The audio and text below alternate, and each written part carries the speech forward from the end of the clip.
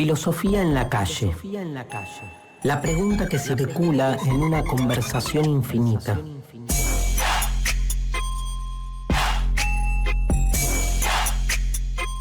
La filosofía que vuelve a recuperar su vocación originaria.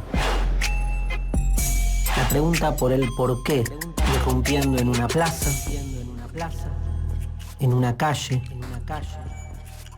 en un río, pero sobre todo con el otro.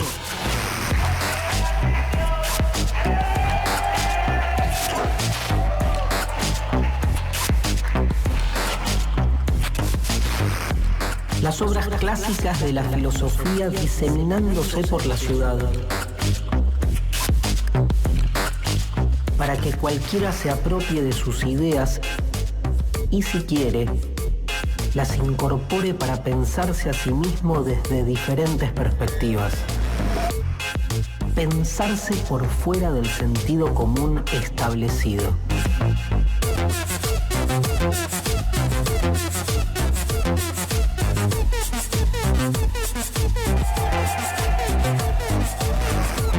Emanciparse.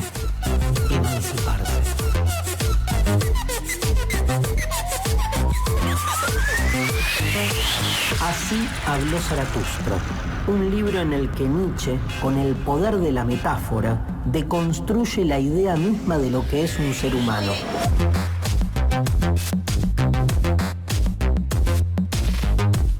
Y así nos invita al vértigo de pensarnos más allá del último hombre.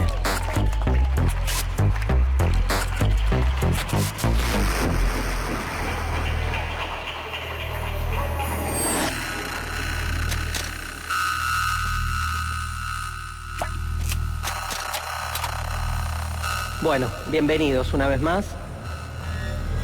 La filosofía de Nietzsche es una filosofía muy particular, sobre todo porque es una filosofía que después de casi 150 años de haber sido escrita, sigue muy vigente. Genera también mucho fanatismo. Nietzsche es de esos filósofos que cuando uno accede y de algún modo conecta con su lenguaje, conecta con sus ideas, empieza de algún modo como a visualizar la realidad desde un punto de vista nietzscheano.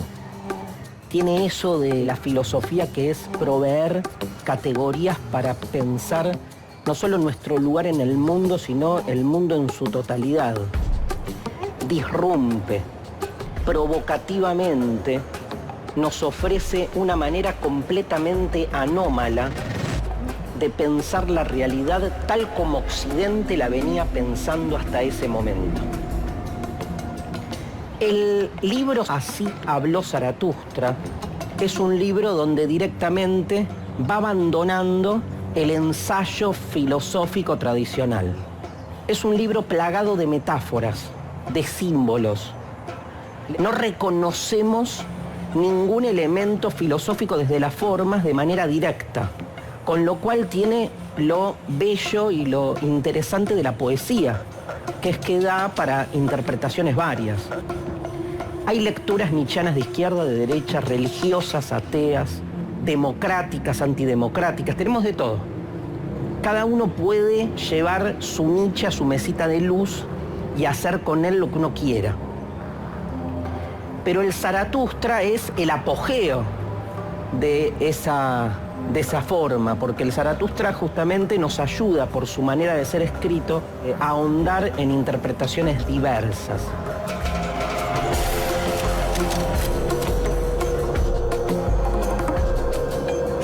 El Zaratustra es un libro que Nietzsche escribe entre el año 1883 y 1885. Es una parodia del Nuevo Testamento.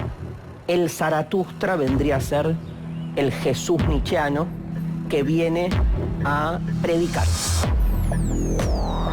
Es muy fácil asociar a Nietzsche con el ateísmo, sobre todo por la formulación famosa nietzscheana de la muerte de Dios. Si hay algo que Nietzsche no es, creo yo, es un ateo. Porque no tiene ninguna certeza Nietzsche, y su filosofía es una filosofía que cuestiona las certezas. Y un ateo tiene una certeza, que Dios no existe. En Nietzsche es otro el panorama. Es un pensador que nos arroja al revés, no a la construcción de un sentido, sino a la deconstrucción de todo sentido para arrojarnos en un sinsentido originario. Hay un libro que se llama el Ecce Homo, que es un libro donde Nietzsche va relatando la historia de todos sus libros, de cómo fue escribiendo cada uno de sus libros. Él cuenta que el Zaratustra se le ocurrió un día que iba caminando por Sils Maria, en Suiza, y entonces mientras caminaba se le ocurrió la idea del eterno retorno, que es una idea clave en el libro Zaratustra. ¿Oyeron hablar del eterno retorno? ¿Alguien se anima a decirme qué es? ¿Qué es? ¿A qué le suena? ¿A qué le suena? Sí, acá el superhombre va a hablar. El eterno retorno yo lo tengo entendido como que es una afirmación de la vida, inclusive aquello que nos destruye. Es este momento, si tuviera que vivir este momento una y otra vez, tomaría dentro de todas mis posibilidades la mejor elección. Tremendo el superhombre. Está muy bien porque a lo que lleva rápidamente lo que dijo el joven es que la idea del eterno retorno no es una cuestión meramente temporal. Para Nietzsche el eterno retorno es un mandato ético. ¿Qué pasaría, dice en La Gaya Ciencia, un libro donde aparecen ideas que después en el Zaratustra también están? ¿Qué pasaría si un día un demonio me dijera que estoy condenado a vivir mi vida eternamente?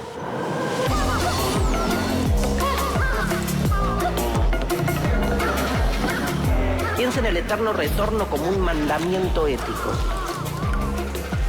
Imaginémonos que todo lo que hacemos se va a repetir en nuestra vida, en nuestra existencia, eternamente por el tiempo de los tiempos.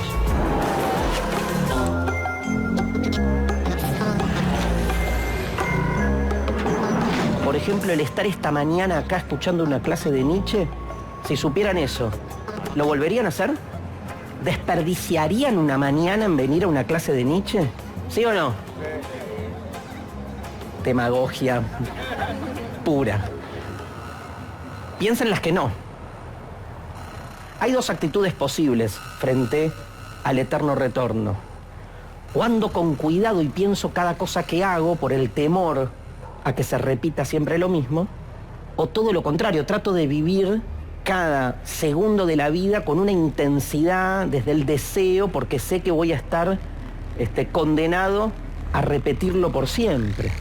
Son dos actitudes frente a la vida, una actitud, si quieren, conservadora, y una actitud, como diría Nietzsche, más de un espíritu libre. Hay dos actitudes posibles, una actitud, si quieren, conservadora, y una actitud más de un espíritu libre. El otro concepto importante que se le presenta a Nietzsche cuando empieza a delinear la obra, él dice que está caminando por Italia y se le presenta la idea del Zaratustra. Él dice, el Zaratustra me asaltó. No es un robo callejero, ni mucho menos, sino que es, de nuevo, como una presencia así conceptual, iluminadora. Él cuenta que hay un personaje, inventa un personaje, el Zaratustra, que es una especie de profeta o antiprofeta. ¿Por qué toma este concepto? Zaratustra en realidad se supone que fue un mago y filósofo persa y de algún modo representa, si se entiende conceptualmente, la extranjería. O sea, lo que hace, fíjense, Nietzsche es traer la diferencia, un pensamiento de la diferencia, a venir a traer ideas extrañas para lo que se pensaba en ese momento. ¡Quiero presto la esponja para borrar el horizonte! Y entonces crea este personaje que a los 30 años tiene como una especie de revelación, se va a un monte a pensar, está 10 años hasta que siente, dice el texto, que ya está listo para venir a dar.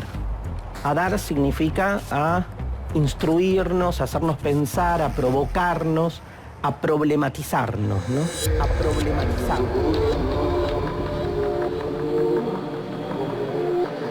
Vuelve el Zaratustra entonces a la ciudad y llega al mercado. Un mercado, ¿no? Un mercado, ¿no? Atravesado por la economía, por la lógica del cálculo, por la lógica del intercambio.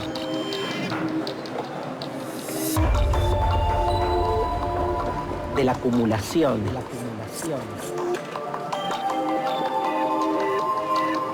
Llega al mercado y el Zaratustra viene a presentar al superhombre. Pero viene a decir algo peor, viene a decir, estamos viviendo los tiempos del último hombre.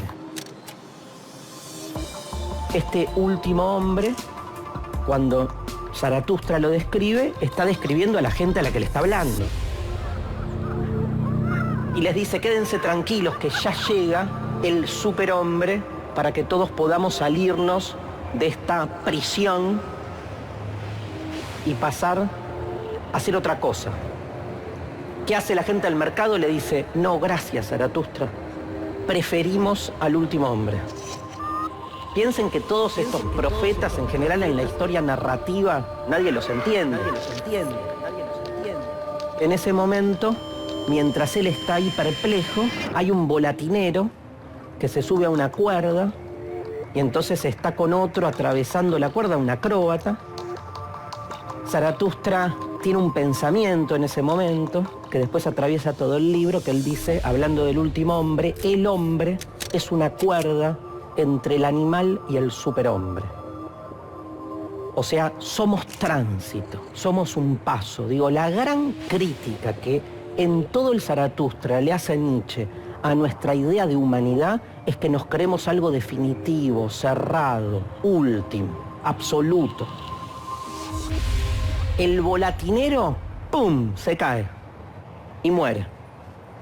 Zaratustra toma el cadáver y se va. Con el cadáver del último hombre. Pasa unos días de nuevo en el bosque, llega y da sus discursos. Ahí empezó el libro, ¿eh? Todo lo que conté hasta ahora era la previa.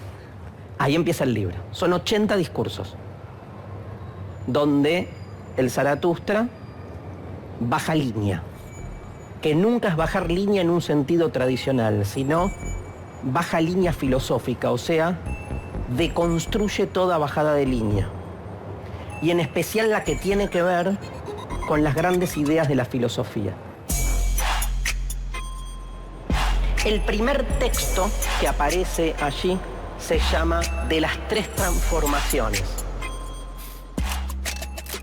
Las tres transformaciones dice así: en un principio éramos camellos, después nos transformamos en leones y finalmente fuimos niños. Fuimos camellos porque soportábamos la joroba del peso de la tradición, del peso del deber, del peso de las obligaciones. Arreglame esto antes que lo vea el gerente, por favor, Gómez. El camello es el animal de algún modo domesticado. Pero fuimos leones, o sea, nos peleamos contra nuestro camello interior y entonces nos apropiamos desde la fuerza de nuestro poder. Pero otra vida es posible, hay que ponernos de acuerdo. Vamos a romper la estructura, vamos a abrir los ojos y gritarlo bien fuerte. Vete a la mierda con tu mano dura, ya no queremos más muerte. Sin embargo, cuando fuimos leones y pasamos a ser, de algún modo, los amos de la selva, seguíamos atados como leones a nuestro camello histórico. O sea, un león surge como reacción, como contraposición a nuestra vida anterior. Nadie nace malo, el sistema nos corrompió. Pudimos ser todos felices por igual. Que alguien me explique qué fue lo que pasó. El tema es que una vez que fuimos leones, pudimos habilitar un tránsito hacia otro lugar. Después de ser leones, fuimos finalmente niños.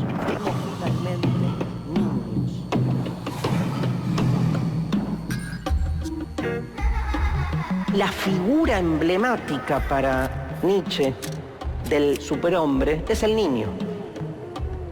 Porque el niño olvida en el sentido de que suelta, ¿no? El niño es creación pura y para Nietzsche la clave es la creación. La creación de nuevos valores, la creación de nuevas ideas, la creación de lo nuevo, pero de lo nuevo de manera radical, inéditamente nuevo.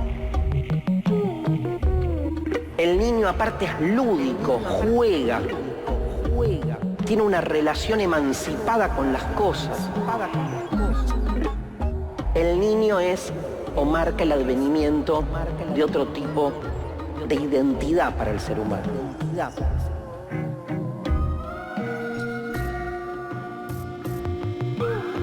En general, y sobre todo a través de los textos de Nietzsche, uno suele decir que Nietzsche es un pensador antiplatónico. Él dice, en un momento dice, mi filosofía es un platonismo al revés.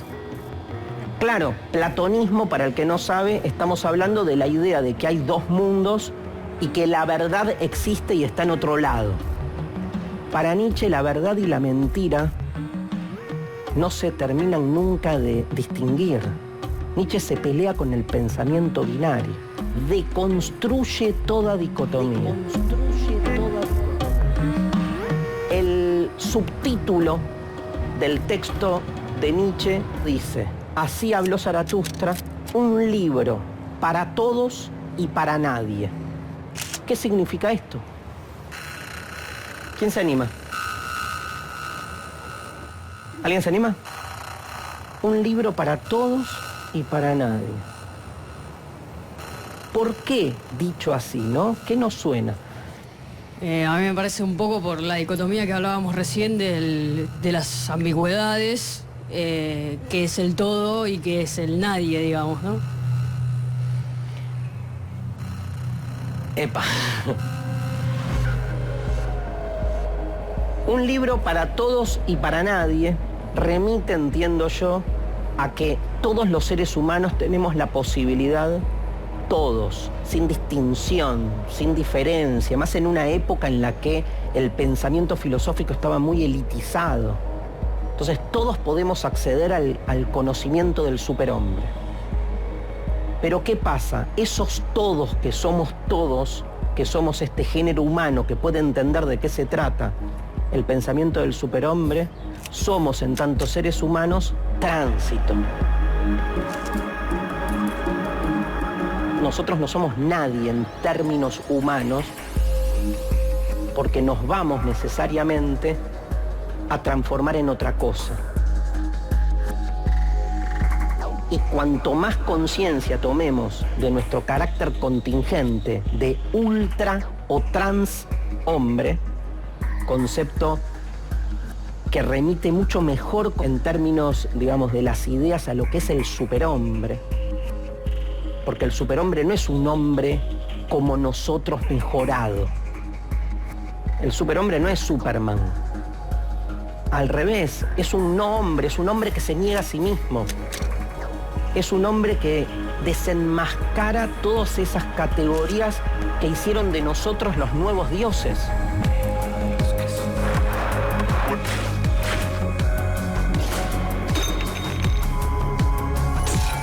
Es un desdiosamiento, es entender que nacimos para morir, es entender que no lo podemos todo, es entender que somos esclavos de nuestro yo, de nuestra mismidad, de nuestros dogmas. Entonces el superhombre sería casi un antihombre.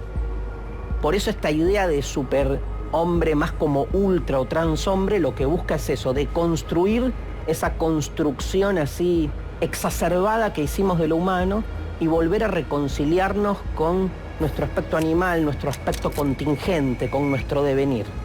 Por eso, en tanto somos puente, el libro El Zaratustra está escrito para todos nosotros y para nadie, porque ninguno de nosotros, la especie humana, seguirá siendo la misma.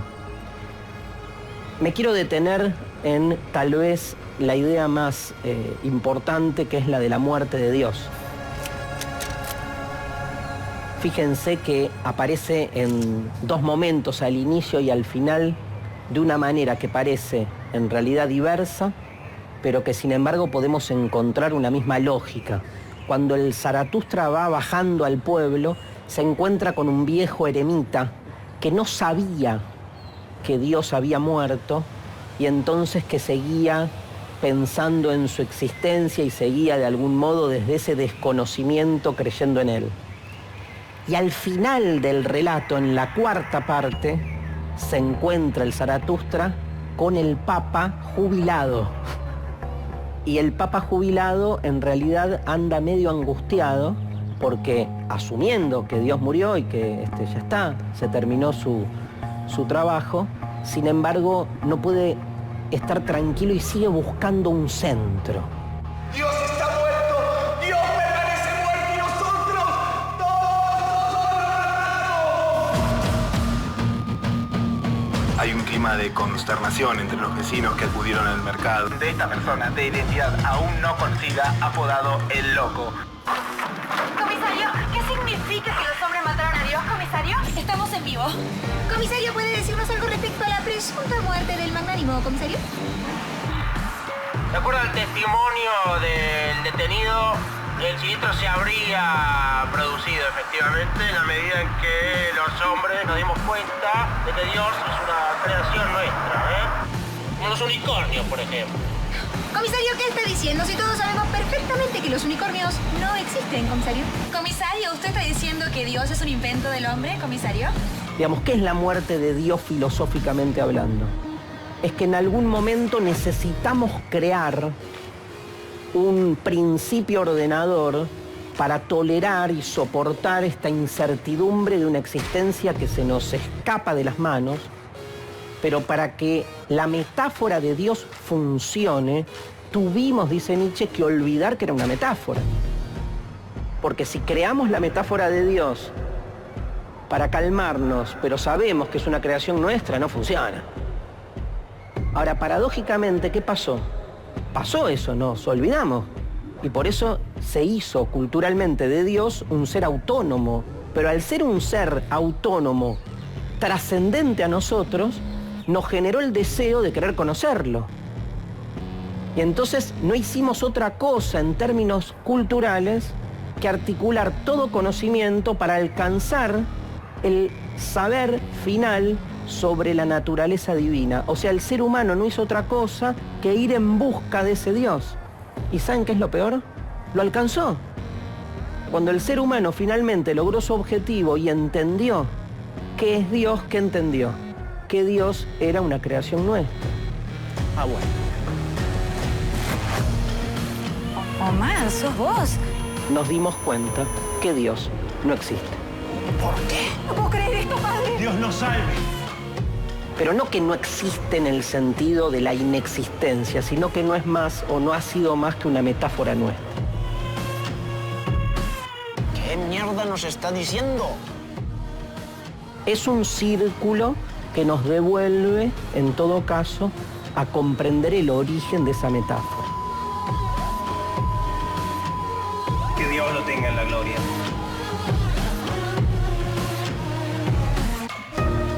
Tal vez para cerrar el tema que habilita el texto de Nietzsche, que comienza en su primer discurso con las 3 transformaciones, es a replantearnos la cuestión animal. Zaratustra está lleno de animales. Lo que uno tiene la sensación cuando lee el Zaratustra es que esa proliferación de animales lo que busca es entender que el ser humano es un animal más que ha olvidado su origen animal. E incluso esa idea del animal interior que somos y que no hemos hecho otra cosa y seguimos haciendo en relación al sentido de querer domesticar lo que somos, ¿no? ¿Vieron cuando uno dice, tenemos que domesticar nuestra parte animal? Es como que hay una parte nuestra entonces que excede lo que somos, que es divina, viene de otro lado, extraterrestre, de la que entonces se supone que partimos para domesticar nuestra parte inhumana. O sea, esta idea de que el ser humano no es parte de la especie animal, bueno, en el Zaratustra explota.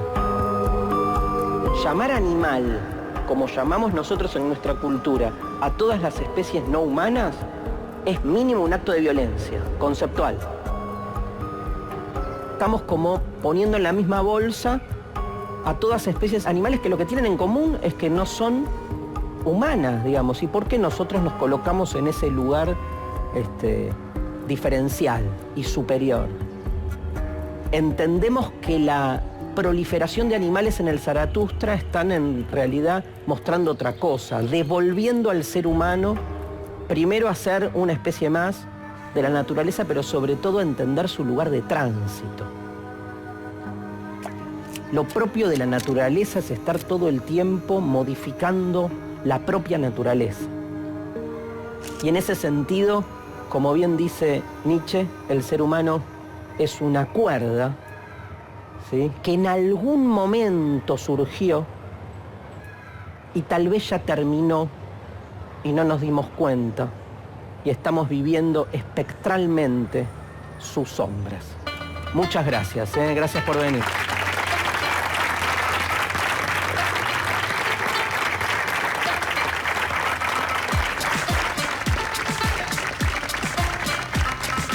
La idea de sacar la filosofía a la calle en el siglo XXI es buenísimo, porque la filosofía comienza en el comercio en Atenas y traerla de vuelta es traerla a su lugar de origen.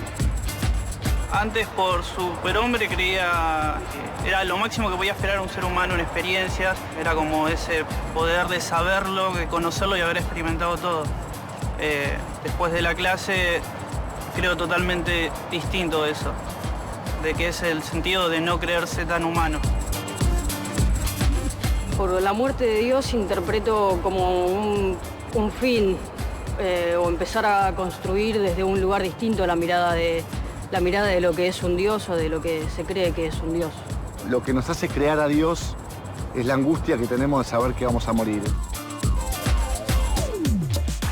Pensar que Dios ha muerto deja el espacio y a mí me queda como la incertidumbre y la duda, pero la pregunta también. Para mí, Dios no murió, está presente